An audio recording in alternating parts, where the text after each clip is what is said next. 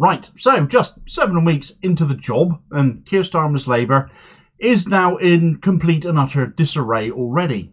It is, in fact, falling apart so fast, its approval ratings already now so dire, we could well be looking at one of the fastest collapsing governments in history. Though I fancy to myself Liz the Lettuce Truss is probably safe with that title for a little while yet. However, the caveat amongst all of this is that we have had very little by way of voting intention polls thus far.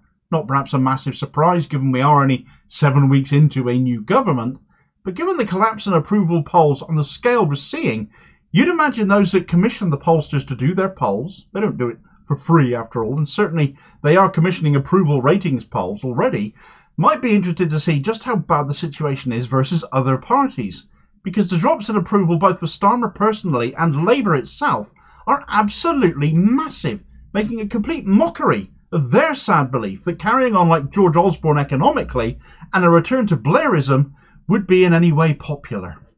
Right, so Starmer's Labour are collapsing, and although many of us surmised that that would be the case once people finally realise Starmer is just another lousy Tory tribute act and would break his word and his promises, that his manifesto would prove worthless, that he conned his way into power, into number 10, just as he conned his way into the Labour Party leadership, I don't think anybody thought the fallout would come quite as quickly as approval rating polling is indicating it is.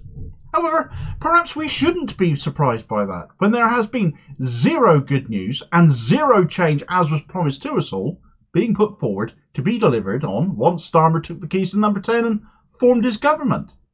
But in just 7 weeks, it really has been issue after issue being rolled back on, and polling is in no uncertain terms appearing to very much reflect a stormy public mood about it. Let's start here not with Keir Starmer for a moment though, but his sidekick and the economic brains, if we can call her that. Questionable who she's running the finances of the nation in the interest of course though, Rachel Reeves. Rachel Reeves in no small part should of course take a good chunk of responsibility for where the party is polling at right now in terms of approval, claiming the state of the nation's finances was worse than she thought, despite the Office for Budget Responsibility having made these public some 6 weeks before polling day. We knew about how bad the public finances were, and therefore that has blown up in her face, as this was of course very quickly pointed out. She still looks hell-bent on reinforcing this already debunked myth going forward though, come the budget, which may end up so doom-laden that if Labour think things are bad now for them in terms of numbers, they'll almost certainly get significantly worse, especially since one of the rumours being most talked about in terms of the budget being further attacks on those on benefits, despite many people on benefits being in work, just work that's so low paid they have to have their wages topped up. But it's a narrative Reeves has been talking about for years now, being tougher on benefits than the Tories, and she's now in a position to make good on that threat. And given she is married to a man who has been a long-time civil servant in the Department of Work and Pensions under the Tory administration, Nick Joycey, you have to wonder why she feels so averse towards people who need extra help in life, and whether he has been some influence on her over that in some way. But regardless of why Reeves has turned out the way she has with response to benefit claimants, choosing to do that whilst consistently dismissing the notion of a wealth tax, choosing as a Labour Chancellor, let's not forget, the party supposedly of the workers, no matter how low paid, who should actually be championing that they just get better paid, to punch down on such people in preference to taxing the rich more, in deference to those same wealthy elites who might well also be Labour donors these days, is horrible optics, justifiably condemned, and telling an awful lot of people that this is no Labour Party. That is just scratching the surface of the awfulness of Starmer's Labour, though, and that of Reeves herself. Her fiscal rules, combined with a refusal to consider that wealth tax, to free her hands to spend where needed, have meant she has made other appalling choices, tying her hands with her own nonsense, made-up economic justification to push ahead with cuts and not invest in services, and they will remain the justification for what else is still to come, still to be announced, despite the harm we can already see these rules doing, knowing the harm they've already done, because it's exactly what the Tories did, because they will of course continue to do harm for as long as Reeves insists on sticking by them. Fundamentally, they equate to a need for cuts and any investment needing to come from private finance, and that will affect everything, every aspect of government and the running of this country. Starmer's Labour is militantly standing by them too, as we've seen with the matter of the Tories' two-child benefit cap. This has to stay, according to Starmer and Reeves. They voted against a motion to lift it, and they have suspended 7 of their own MPs for a minimum of 6 months for daring to vote to lift 1 million kids out of the poverty they and their families are trapped in after 14 years of Tory misrule. Labour will not pay out for that, but they have managed to find money to give to Ukraine, £3 billion a year. The optics of that are appalling, and as much as people might want to support Ukraine, to not lift kids out of poverty and say you can still fund Ukraine to the degree they are, people are kicking off about this as well. But if you thought that was cruel enough, following that was the removal of the winter fuel allowance to 10 million pensioners. And that has been followed up upon almost immediately with the news that Labour have also screwed us over on our energy bills, just as the Tories did, allowing them to rise by 10% when they said no more rises. And indeed, that's a double whammy on pensioners particularly. Now Labour's answer to that is that any pensioners entitled to pension credit top-ups to the UK's abysmally low state pension should apply for those instead. Well, that only affects around 800,000 pensioners. This cut of the winter fuel allowance will affect 10 million of them. And besides, if you're pointing pensioners to the benefit system, how is that going to save money then? And if you're going to drive the benefit bill up, and all as Rachel Reeves delights in sharpening her axe to deliver more benefit cuts to come, how do pensioners know that their cuts aren't going to come to pension credit in which case? The same senselessness can be applied to making those living in social housing pay even higher rents to build more affordable housing that, although it's called affordable, may be completely unaffordable given that the rent can be up to 90% of open market rent. To cover those higher rents, housing benefit will obviously have to rise too. And as I covered in another recent video, the Tories tried this twice in their last stint in power and failed too. Then there is the bungled handling of the riots, which has widely been seen as a complete failure on Labour's part, when this should have given them ample reason to condemn the politics of hate and the language of division. But of course under Starmer they haven't been able to because he's indulged in it himself. Demands that Bengalis be deported, continuing the language of hard-right Tories and Reform UK Limited that the boats must be stopped.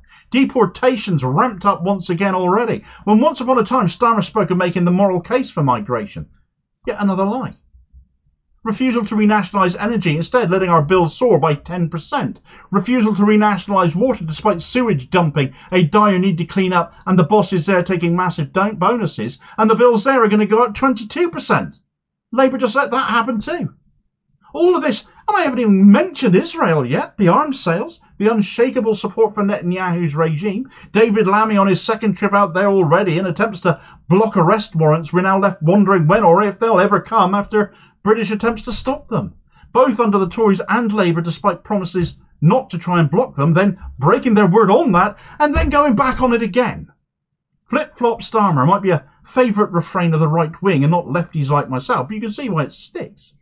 All that, and not even 2 months in power yet. It's little wonder Labour and Starmer are on the ropes in terms of approval ratings. Starmer's approval rating, personally, has plummeted by 24 points in just 1 month, according to Opinion, in a poll out on the 19th of this month, which, compared to a poll by YouGov on the 8th, which showed Starmer's approval ratings down 7 points on just a week prior to that. That was considered a rapid fall, eclipsed only by the demise of Liz Truss. The latest poll shows that has now accelerated. As far as Labour itself goes under his tenure, the picture is virtually identical. According to YouGov, in a poll also out on the 19th, Labour's approval ratings have fallen by 19 points. Now, if you look at polls like I do, searching for trends to show signs of what is actually happening, there's not a great deal to look at here in terms of trends, but actually we're past the point of much of that, because normally in such polls, you only see the numbers shift over a similar time frame by a little bit.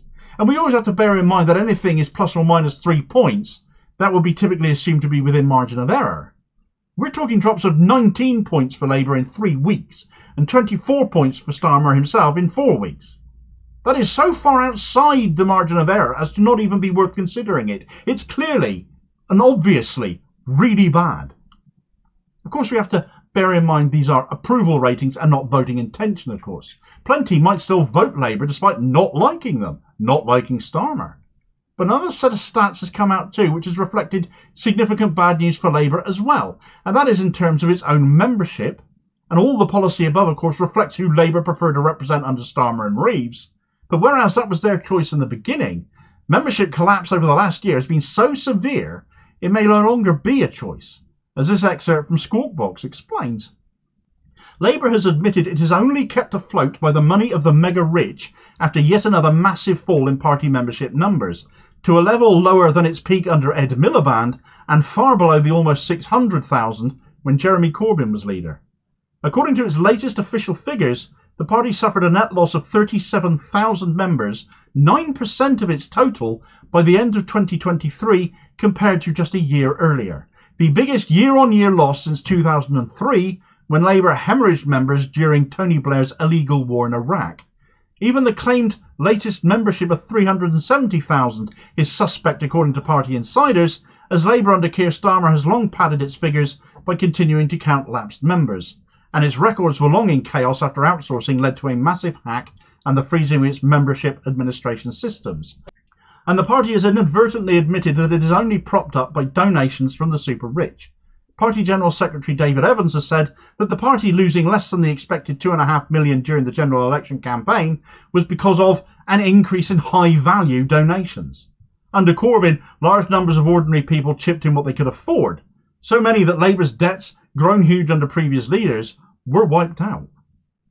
Now reliant on the wealth of the rich to keep the party afloat. That doesn't sound like a healthy membership at all, and losing 9% of that membership in just the last year, the largest year-on-year membership collapse in 20 years, not seen since Blair's second term and that war in Iraq, well, it shows Starmer's Labour has been rotten from the inside out for quite a while, but now in power, only just now in power, that rot is becoming a lot more public, is spreading so much faster than it did under Blair, and could see this administration collapse a lot sooner than anyone could have possibly imagined.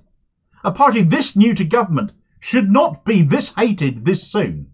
And they are only going to make matters worse for us and themselves going forwards. These are mad numbers. And no party can survive sustained drops like this if they carry on. And I think that budget that is coming up could prove catastrophic for Labour if they don't wake up to themselves. That massive majority won't protect them for very long, especially with so many new MPs realising their careers could prove remarkably short-lived without a shift. And shifting Starmer and Reeves out will begin to look more and more attractive to them. Right now, donors are speaking louder than anything else to Starmer's Labour, not just those funding the party, but funding MPs too, the lobbyists.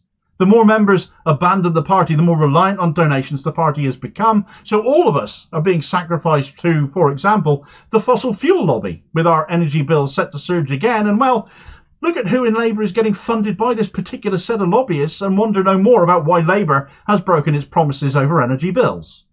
Country before party is possibly the biggest lie Starmer has ever told.